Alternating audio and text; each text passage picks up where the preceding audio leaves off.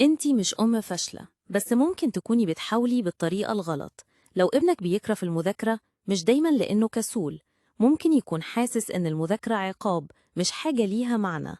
أول خطوة، اسأليه بهدوء: إيه أكتر حاجة بتضايقك وإنت بتذاكر؟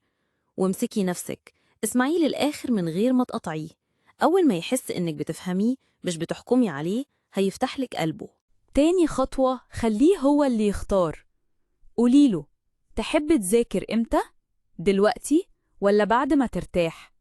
الطفل لما يحس إن ليه رأي وقرار بيتحمس أكتر، ولما تختاري معاه بدل ما تفرضي عليه، عقله بيفتح بدل ما يقفل.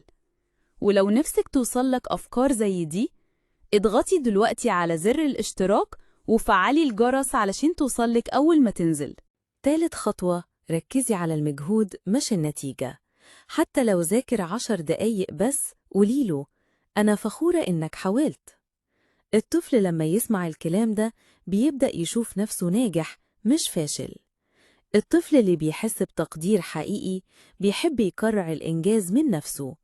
لو ما جابتش معاكي الطريقة دي بعد أسبوع، قوليلي في الكومنتس وهقولك على حلول تانية تناسب شخصية ابنك.